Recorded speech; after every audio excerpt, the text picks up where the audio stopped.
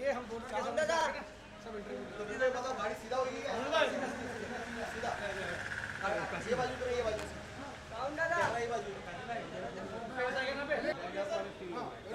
Dialogue कौन बोल रहा है? आप बोल रहे हो ना? पहला कौन बोल रहा है? पहला कहाँ गए? वो कहाँ गए? पहला फर्स्ट जो ज्योति जी डायलॉग कहाँ गए? आओ ना राखी बन के। हाँ। जाओ गाड़ी में बैठ के आओ, गाड़ी में बैठ के जाओ दोनों। जल्दी काम कर रहे हैं। तू अजय अजय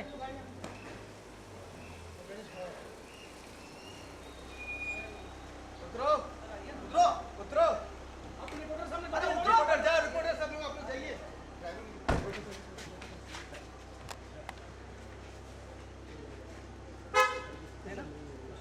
कवर हो गया पूरा।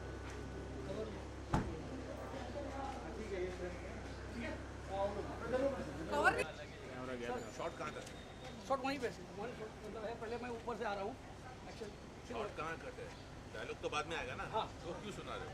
अपन पहले शॉट ले लेते हैं। हाँ उतरने का खाली जो है ना उसके बाद चलो भाई आगे आगे आगे आगे आगे या पीछे? पीछे पीछे पीछे बैठो। पागल ही आदमी है, राखी जी। कौन बोला पीछे? कौन आगे बोला?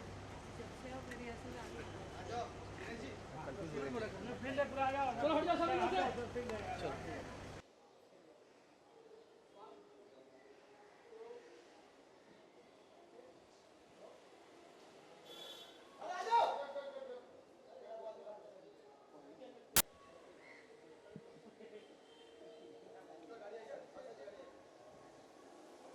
अभी गेट खुलेगी तब।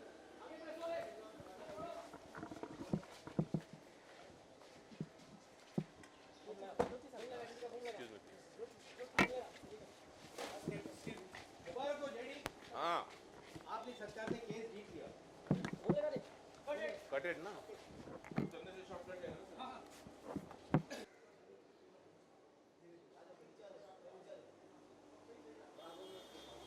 अभी रुको अभी नहीं।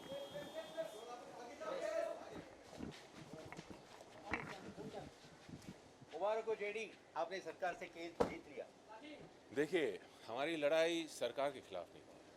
हम तो लड़ इसलिए रहे थे कि आइए चलो सर ऑड हो गया ना पोजीशन हो गया ना वन मोर क्या शॉट रुकने तक है ना हाँ अब क्या है अब राखी जी की एंट्री लो हाई स्पीड में ऐसे क्या हाँ ना बच्चा भाई ये जेडी साहब हैं राखी जी को उतारने का ये शॉट ओके है सर ओके फॉर यू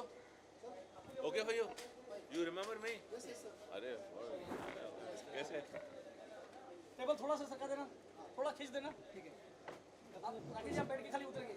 पहला लाइन आपका हुआ है। अच्छा आप लोग ऐसा पूरे शूटिंग गणेश भाई चलो भाई ज़्यादा डायरेक्शन मत करो अच्छा आगे एक स्टेप यहाँ लो एक स्टेप सब लोग एक स्टेप पीछे लेते हैं आप क्वेश्चन पूछो one step will come there one step will go order sir order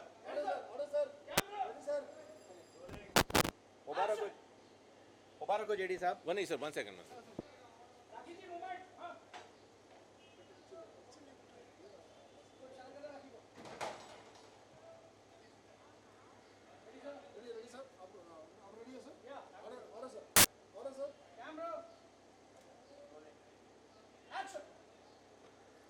मुबारक हो जेडी साहब आपने सरकार से केस जीत लिया देखिए आप लोग गलत समझ रहे हैं हमारी लड़ाई जो है वो सरकार के साथ बिल्कुल नहीं है हम तो उन हज़ारों लड़कियों के हक के लिए लड़ रहे हैं जो डांस बार बंद हुआ है जहाँ से सर बंद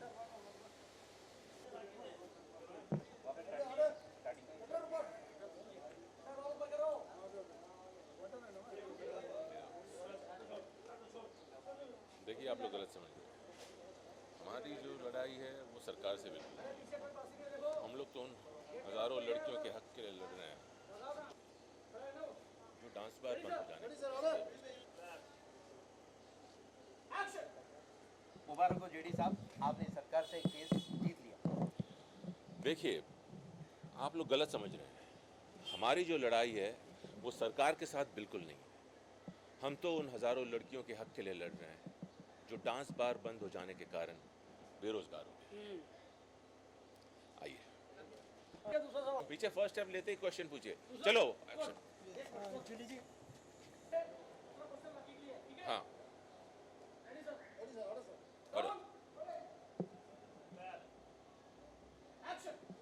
और जूली जी आपका आप जो है पहले बार बाला थी, तो क्या लगता है सुप्रीम कोर्ट का फैसला सही है? देखिए, पहले तो आप थोड़ा सा दूर रहिए, है ना, ऐसा ऊपर मत आइए। थोड़ा सा प्लीज। हाँ, स्टे अवे। देखिए, बिल्कुल हमारी जीत तो हुई है। Cut cut.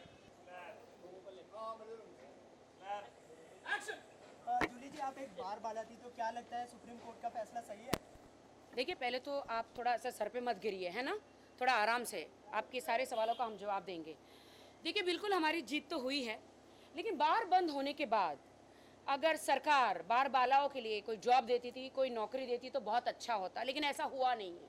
क्या आप सबको पता है कि बार बंद होने के बाद कितनी सारी जो लड़कियां हैं, बार बालाएं हैं, जो हमारी लड़कियां हैं, कितनी लड़कियों ने आत्महत्या की है और कितनी लड़कियां अपना घर छोड़कर गांव चली गई है, अपने होम टाउन, और कितनी लड़कियों ने, शायद आपको पता नहीं है, उन्होंने ऐसे काम किए जो उन्हें बिल्कुल नहीं करना चाहिए था। कितना बड़ा मुद्दा है ये, कितनी बड़ी बात है ये। क्या बार खुल जाएंगे सर? देखिए हम कोर्ट के लिखित ऑर्डर का वेट कर रहे हैं। जैसे ही वो ऑर्डर हमारे हाथ में आ जाता है बार खुलेंगे और ज़रूर खुलेंगे। क्यों? बिल्कुल बिल्कुल खुलेंगे, जरूर खुलेंगे, और हमारी जो लड़कियां हैं उनको काम मिलकर रहेगा। धन्यवाद। चलिए चलिए, बहुत बहुत शुक्रिया, बहुत बहुत शुक्रिया।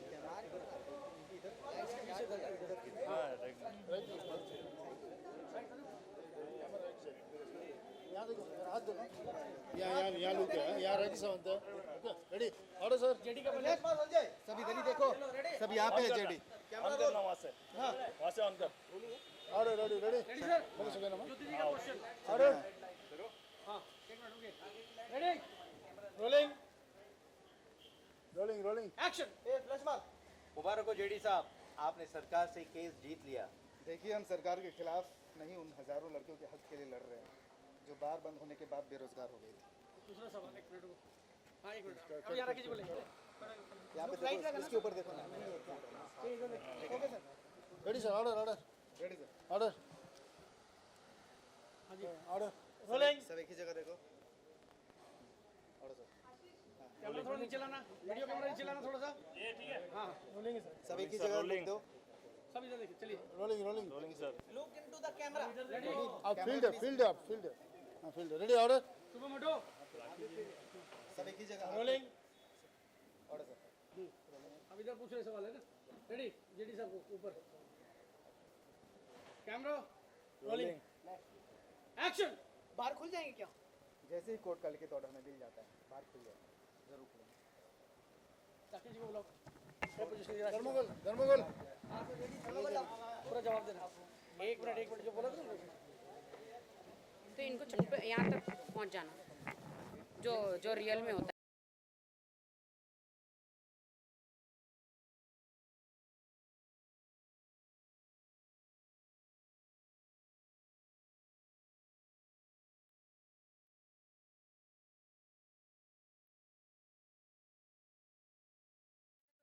थोड़ा सा पीछे रहिए, बिल्कुल आप ऊपर मत चढ़िए, है ना। तो बताती हूँ, मैं आपके सारे सवालों का जवाब देंगे। बिल्कुल हमारी जीत हुई है, और बार बंद होने के बाद सरकार को बार बालाओं को नौकरी देनी चाहिए थी, जॉब देना चाहिए था, जो उन्होंने नहीं दिया है। Action. Cut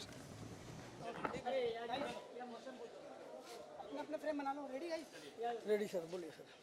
rolling guys, rolling. सही है। हां। सबसे पहले Mumbai can dance. Yes sir. Subject हाँ, कब दिमाग में आया, क्यों? दिमाग में सब्जेक्ट देखिए, जिस समय से बार के बारे में बातचीत चल रही थी, तभी से ये दिमाग में आ गया था। बार बंद कर दिया गया, तो कि बार के ऊपर पहले एक फिल्म बनी थी चांदनी बार, लोगों ने पसंद किया था। लेकिन जब बार बंद हो गई, उसके बाद उनकी ज़िंदगी में क्या क्या हुआ, और जब अचानक से बार खुला, तो बार बंद होने और खुलने के बीच का जो दरमियान था, उसको मैं चाहता था कि फिल्म में किया जाए। और बार बंद होने के कारण क्या थे, सरकार ने कुछ और कारण बताया, जो भी कुछ था, लेकिन तरन्नुम पकड़ी गई थी, और तरन्नुम के बाद 93 लाख रुपये की बहुत सारी चीज़ें उसके अंदर आई थी। तो सारा कुछ इस फिल्म में आपको देखने का मौका मिलेगा।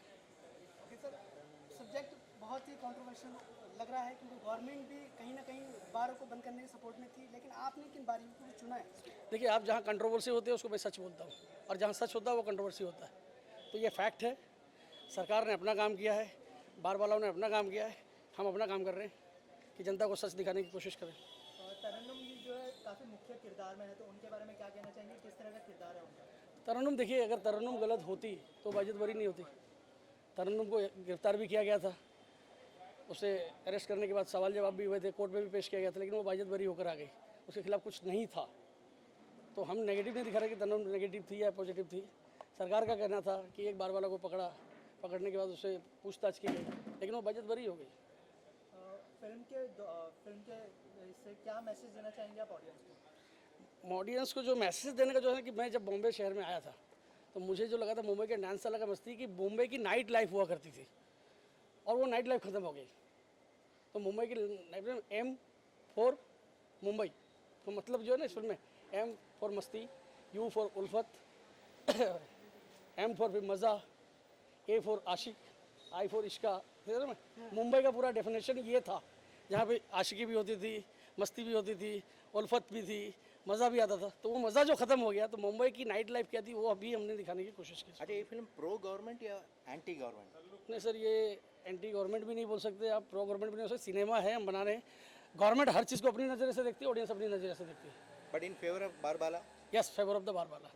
क्या आप आर पाटिल को भी दिखाएंगे, बारबालाओं को भी दिखाएंगे? डेफिनेटली दिखाएंगे, इसमें किरदार है हमारे एक पाटिल साहब का, एंड बाकी मंजीत सिंह जी जो थे उनका भी किरदार है। किरदारों के नाम अलग हो जाते हैं फिल्म के हिसाब से, कुछ सिचुएशन चेंज होती है सिनेमा के हिसाब से, क्योंकि फैक्ट दिखाने का मतलब है सावधान इंडिया। अच्छा, कितना प्रॉब्लम आप सेंसर बोर्ड से एंटिसिपेट करते हैं? सेंसर बोर्ड, देखिए, अभी तक सेंसर तक हम पहुँचे नहीं हैं। अब सेंसर तक पहुँचेंगे, सेंसर के सवालों का भी जवाब हम देंगे, लेकिन हमने जो सच है वो दिखाने की कोशिश की है, और सच जनता के सामने आना चाहिए। क्योंकि गवर्नमेंट का कुछ अलग ये था, बार को बंद करने के लिए, और बालाओं का अलग था। तो वो सब चीज़ों में, और जो भी सुप्रीम कोर्ट ने अगर फैसला दिया है तो सच्चाई सबके सामने है ना। सच देखिए, हमारी टारगेट है, दिन रात मेहनत चल रही है, पोस्ट प्रोडक्शन चालू हो चुका है, पिक्चर का लास्ट कुछ पोर्शन है वो पिक्चराइज किया जा रहा है। 30 अक्टूबर को हमने रिलीज़ करने का फैसला किया है। इसमें इम्पोर्टेंट राइटर है या डायरेक्टर? तो बड़ा अजीब सा सवाल कर दिया आप, क्योंकि मेरी पहली फिल्म एज ए डायरेक्टर है। राइटिंग में मैंने काफ़ी फिल्में लिखी है, ट्रू स्टोरी फिल्में लिखी है, जैसे शबनम मोसी थी, राजगुरु थे, अनारा गुप्ता का जो कांड हुआ था। तो ये इत्तेफाक और खुशकिस्मती रही कि मुझे रियलिटी सब्जेक्ट लिखने का मौका मिला। तो कोशिश होगी कि राइटर पर डायरेक्टर हावी नहीं हो और डायरेक्टर पर राइटर हावी ना हो, बैलेंस बना रहे।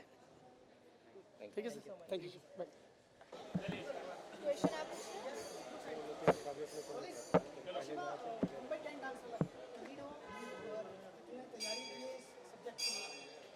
सभी को मेरा नमस्कार, मैं आशिमा शर्मा। मेरा डेब्यू मुंबई के अनजान साला से आने वाला है। इस मूवी में आप लोग देखेंगे एक बार डांसर की कहानी, जैसे कि आप सुन चुके हैं स्टाम्प घोटाला तरन्नुम खान के नाम से।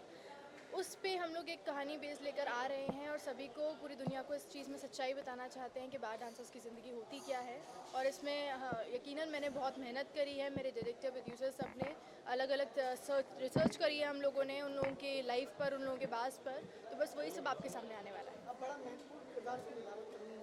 हाँ जी, इतनी रिसर्च की आपने तभी रिजॉल्व किया। देखिए, तरन्नुम खान की जहाँ तक बात है कि जो हम लोगों के दिमाग में मेंटालिटी उनको लेकर बनी हुई है, ऐसा सच बिल्कुल है नहीं। बट जब आप इस मूवी को देखेंगे तो आप जान पाएंगे कि एक वो ही नहीं, बाकी भी बार डांसर्स की ज़िंदगी क्या होती है। और जहाँ तक उनकी जानकारी की बात है तो हमने नेट पे उनके लिए सर्च किया है, कई बार्स में जाके भी पता किया है। उनके बारे में मैंने खुद पर्सनली रीडिंग करी है सब चीज़ को लेकर। बस उनका एक छोटा सा लाइफस्टाइल आपके सामने लाना चाहती हूँ।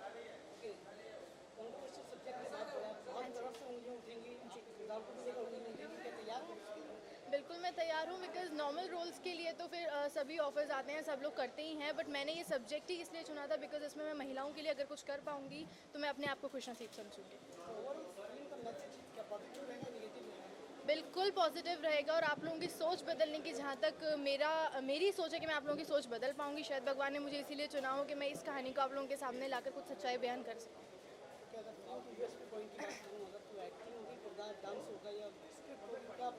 देखिए इसमें डांस भी होगा और इसमें एक्शन भी होगा, इसमें रोमांस भी होगा, इसमें आप लोग सब चीज़ें आप लोगों को देखने को मिलेगी। बस हम लोग ये सोचते हैं कि अगर आप लोग इसको अच्छा मतलब समझेंगे और अच्छा फेमस करेंगे तो शायद आगे की जो बार डांसर्स की लाइफ है उनमें उन लोगों को थोड़ा हेल्प मिल जाएगा। आपके साथ आपके को स्टार कौन है? बिल्कुल मेरे साथ प्रशांत नारायण जी हैं, काफ़ी अच्छे हैं, शक्ति जी, राखी जी, आदित्य चोपड़ा जी एंड बहुत अच्छे लोग जो मेरे साथ एक्सपीरियंस होल्डर्स वर्क कर रहे हैं, उनके आशीर्वाद के साथ मैं वो भी कर रही हूँ। अगर ऑफ सेट की बात करें तो राखी जी के साथ आपका कैसा रिलेशन है? बिल्कुल बहुत अच्छे रिलेशन है। एज अ सिस्टर वो मुझे हर चीज़ गाइड करती रहती हैं, चाहे वो मेरा हेयर हो, चाहे मेरा मेकअप हो, चाहे मेरा डांस हो, हर चीज़ को लेकर वो मुझे बहुत इनकरेज करती हैं और आगे भी करती रहेंगी ऐसा वो कहती हैं, तो बिल्कुल होगा। Thank you so much. भैया मुंबई कैंट डांस वाला अगर एक लाइन में बताना चाहें तो क्या है? एक लाइन में मुंबई कैंट डांस वाला का मतलब ये है कि आप अगर चाहें तो अपनी ज़िंदगी में वो सब पा सकते हैं जो आप हर रात के जिसमें आप सपने देखते हैं। और इस कहानी में बहुत सारे एम्बिशंस हैं, बहुत सारे लोगों के सपने हैं और इस तरह के सपने हैं जो हर आदमी सोच सकता है और हर आदमी अगर दिल लगा लें तो वो कर भी सकता है। तो उस तरह की कहानी है। तो प्रशांत भैया सब्जेक्ट बहुत पावरफुल है। अगर बात करूँ आपके किरदार की तो हमेशा से कुछ अलग ही किया है। इस फिल्म का किरदार क्या कहेगा?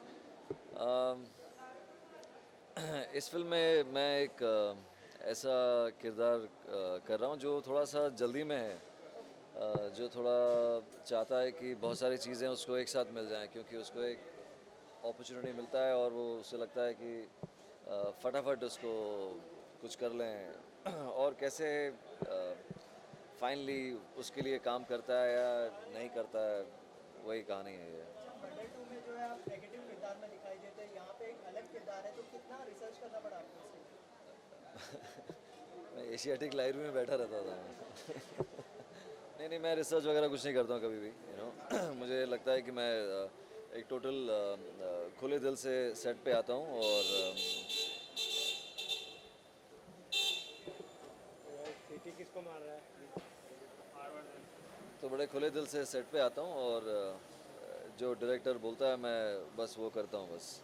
मैं ऐसे कुछ सोच के नहीं आता कि मुझे आज जो है मुझे ऐसा करना है काम या मुझे ऐसा करना है काम कि रात भर सोए नहीं ये सोच के किया, ये सब नहीं करता मैं आता हूँ जो बोलते हैं सुन के मैं कर लेता हूँ। मैं भाई फिल्म की अगर स्टोरी बोर्ड की बात की जाए तो कितना पावरफुल सब्जेक्ट रहेगा? गवर्नमेंट ने काफ़ी उंगली उठाई है। फाइनली ऐसे किस्म के जो टॉपिक जब उठते हैं तो हमेशा कोई ना कोई कुछ ना कुछ लोगों को तो थोड़ा बहुत लगता ही है कि गलत है। अब आदमी हमेशा सही तो कर नहीं सकता है, अगर हमेशा आदमी सही कर लें तो फिर वो खुदा ही माना जाएगा ना। तो इसलिए कुछ लोगों को लगेगा कि गलत है, कुछ लोगों को लगेगा सही है। तो हम लोग आर्टिस्ट लोग हैं, हम लोगों को अच्छा लगता है कि ये सीन बहुत अच्छा लिखा है, ये सीन अच्छा नहीं लिखा है। हम लोग इस जंजाल में जूझे रहते हैं कि फाइनली किसको अच्छा लगेगा किसको अच्छा नहीं लगेगा वो तो बात की बात है। जिसको अच्छा नहीं लग रहा है वो मैं तो कहता हूँ ना देखें जाके, जिसको अच्छा लग रहा है प्लीज़ आप जाके देखें बस। थैंक यू भैया। ऐसे कैसे काम कर रहे हैं? ओ नीचे हीरो एक तो पहले ये रोजी रोटी है, जमीन में रख के रखा कर यार। पहले सोचा क्या? सर सबसे पहले बताइए यही सब्जेक्ट क्यों चुना आपने? ये सब्जेक्ट इसलिए चुना कि मैंने एक फिल्म रजिस्टर कराई थी दीपा की तरन्नुम। अब तरन्नुम का दीपा की तरन्नुम नाम कुछ अच्छा नहीं लग रहा था, इसलिए इसका नाम बॉम्बे कैंट डांस वाला रखा और तरन्नुम की जगह हमने नाम आलिया दिया। ये रोल फिल्म तरन्नुम के ऊपर ही आधारित है। सर तरन्नुम का जो सब्जेक्ट था वो काफ़ी कंट्रोवर्शियल रहा था, कितना रिसर्च करना पड़ा और कितने? इसके लिए अब जितना टच है उस करीब पूरा टच किया है हमने, क्रिकेटर से लेकर के बुकी तक के लिए सबको हमने इसको टच किया है। सर सब्जेक्ट काफ़ी कंट्रोवर्शियल है, बहुत वीडियो उठेंगी, क्या उसकी तैयारी कुछ इस तरह? बिल्कुल तैयारी के साथ चल रही है, बिल्कुल तैयारी के साथ चल रही है। कौन कौन से रियल किरदार दिखने वाले हैं इसके अंदर? क्रिकेटर दिख रहे हैं, आदित्य पंचोली जी दिख रहे हैं, कई बहुत लोग और दिखने वाले हैं। आपको नहीं लगता आप बहुत बड़ी जिम्मेदारी लेके आगे बढ़ रहे हैं कंधों पे? आप लोग मेरे साथ हैं इसलिए मैं कंधों पर ये जिम्मेदारी लेके चल रहा हूँ।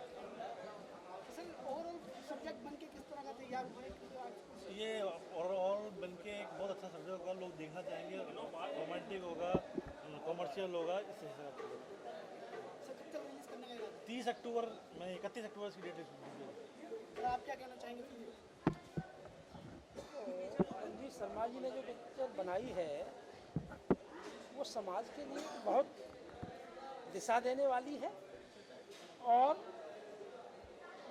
जो गवर्नमेंट ने किया था उसके ऊपर भी एक करारा तमाचा है। मुंबई में लाखों लड़कियों का जो भविष्य है, रोटी रोजगार है, वो इसके ऊपर टिका हुआ था। कोई भी सरकार आती है तो उसे पहले विस्थापित करने की योजना बनाती है, ऐसा इन लोगों ने नहीं किया था। तो इन सब चीज़ों पर आधारित जो शर्मा जी ने पिक्चर बनाई है तो उसमें तथ्यों को दर्शाया गया है कि वास्तव में समाज में हमें अगर कुछ चीज़ें हटानी है तो उन्हें पहले हमें विस्थापित करना पड़ेगा, कुछ जगह देनी पड़ेगी।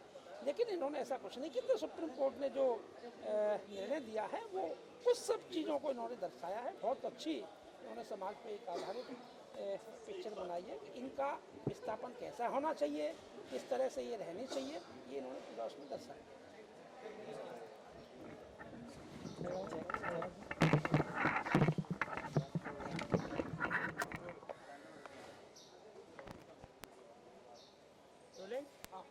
शक्ति जी, सबसे पहले तो जानना चाहूँगा कि मुंबई कैन डांस वाला किस तरह की फिल्म होगी? देखिए, ये फिल्म जो है बेसिकली बार गर्ल्स पे है और मेजर जो मुद्दा है जिसका नाम इसलिए टाइटल रखा है कि बम्बई कैन डांस साला, कि जो बैन लगाया गया ये बार गर्ल्स का डांस के ऊपर कि bar girls can't dance any more in Maharashtra and no bars, और फिर वो सुप्रीम कोर्ट ने उस बैन को मेरे ख्याल से उठाया, फिर ऊपर से फिर स्टे ऑर्डर आया। ये कुछ कन्फ्यूजन के ऊपर ये फिल्म है जिसके अंदर कि bar girls can again perform in bars, और फिर ये दिखाया है कि थोड़ी रियलिटी पे पिक्चर है कि बार गर्ल्स क्यों बार गर्ल्स बनती हैं, क्या हालात होते हैं, उनके फैमिली बैकग्राउंड क्या होता है, क्या मजबूरियां होती हैं, और ये जो बार गर्ल्स बार डांसर्स हैं अब ऑल ओवर द वर्ल्ड हो गई हैं। मतलब हम लोग कुछ इलाकों में जाते हैं, आउट ऑफ इंडिया भी जाते हैं तो वहाँ पे भी हमें बार गर्ल्स मिलती हैं जो बार के इंडियन होटल्स के अंदर, इंडियन रेस्टोरेंट्स या so basically this film is कि क्यों बैन लगाया गया और उससे कितनी बार गर्ल्स की रोज़ी रोटियों के ऊपर फ़र्क पड़ा, कितने परिवार तबाह हुए।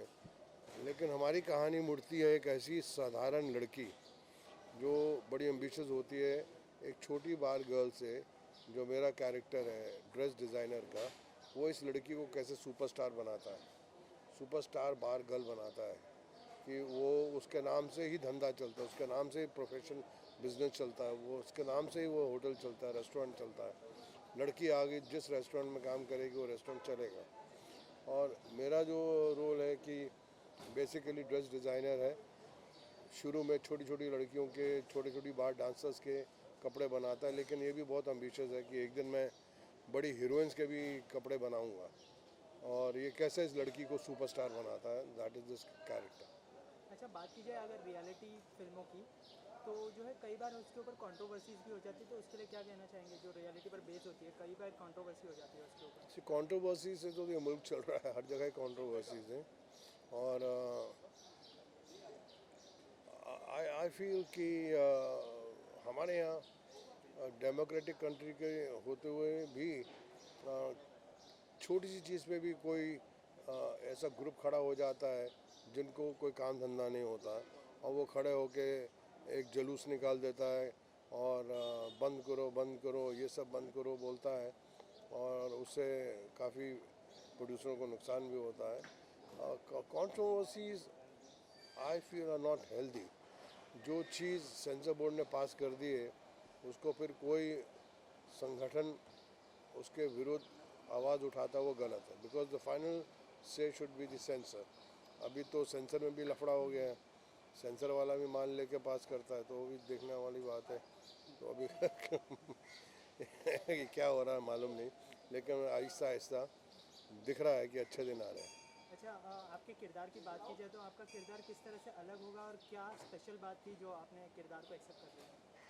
मैं तो एक तो सचिंदर जो इस फिल्म के राइटर डायरेक्टर हैं, हमारे पुराने मित्र हैं, तो मैंने उनसे हमेशा कहा था कोई डिफरेंट रोल लिखना। तो जब मेरे पास आया कि बोले कि एक बहुत ही डिफरेंट रोल है of a dress designer, but a very emotional role, very sensitive role. और अक्सर जो मैंने ऑब्जर्व किया, ड्रेस डिज़ाइनर जो लड़कियों के कपड़े बनाते हैं, लड़कियों के कपड़े बनाते बनाते उनकी अदाएँ भी कुछ लड़कियों जैसी हो जाती हैं, तो लोग उन्हें बोलते हैं गे टाइप हो गया है। तो मैं भी इस पिक्चर में थोड़ा सा गे टाइप हो ही जाता हूँ। कपड़े बनाते बनाते बोल देता कि ये थोड़ा सा तू थोड़ी सी मोटी हो गई है ना, इसलिए तेरी ये चोली टाइट हो गई है, अपनी बॉडी को सही रखा कर, नहीं तो बहुत गड़बड़ हो जाएगी, कैसे नाचेगी तू, नहीं नाच पाएगी। नाचने के लिए ना थोड़ा सा वजन कम होना चाहिए, slim and trim, trim and slim, ऐसी बॉडी होगी तो तू बाहर घर की स्टार बन जाएगी। ये मोटी मोटी लड़कियां नहीं चलती हैं इस बिज़नेस के अंदर, तो ऐसा कुछ बोलता था। Thank you so much. Thank you, thank you.